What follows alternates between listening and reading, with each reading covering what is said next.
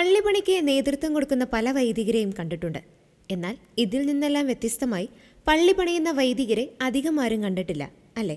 Leo 14 മാർപ്പാപ്പ ബിഷപ്പായിരുന്ന പെറുവിലെ ചിക്ലായോ രൂപതയിലെ ദരിദ്ര പ്രദേശത്ത് ഫാദർ ജാവിയർ കജുസോൾ വില്ലാഗസ് ആണ് പള്ളി പണിയുന്നത്. ഈ പള്ളി പണിയാൻ വേണ്ടി കൽപ്പണി പഠിച്ച വ്യക്തി കൂടിയാണ് ഫാദർ ജാവിയർ. രൂപതയിൽ നിന്ന് അനുവാദം മേടിച്ച ശേഷമാണ് പള്ളി പണിയാൻ ആരംഭിച്ചത്. ആർക്കിടെക്റ്റായ തന്റെ സഹോദരനാണ് തന്നെ കൽപ്പണി പഠിപ്പിച്ചതെന്നും വൈദികൻ പറയുന്നുണ്ട്.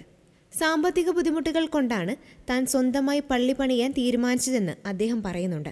രാവിലത്തെ വിശുദ്ധ കുർബാന അർപ്പണത്തിന് ശേഷം തന്റെ ഒഴിവു സമയത്താണ് വൈദികൻ പള്ളി പണിയാൻ എത്തുന്നത്. നിർമ്മാണ പ്രവർത്തനങ്ങൾ ആസ്വദിക്കുന്നുണ്ടെങ്കിലും തന്റെ ജീവിതത്തിലെ ആത്മീയ ശുശ്രൂഷയേക്കാൾ പ്രാധാന്യം അതിനില്ലെന്ന് ഫാദർ ജാവിയർ വ്യക്തമാക്കി. പള്ളി പണിയുന്നതിനുള്ള സഹായം രൂപത നൽകുന്നുണ്ടെന്നും ഫാദർ ജാവിയർ പറഞ്ഞു.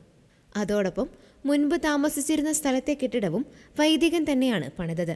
ലിയോ 14 പാപ്പ മെത്രാനായിരുന്ന സമയത്തായിരുന്നു ഇതിന്റെ നിർമ്മാണം. അന്ന് പാപ്പയായിരുന്നു അതിനുള്ള ധനസഹായം വൈദികന് നൽകിയത്.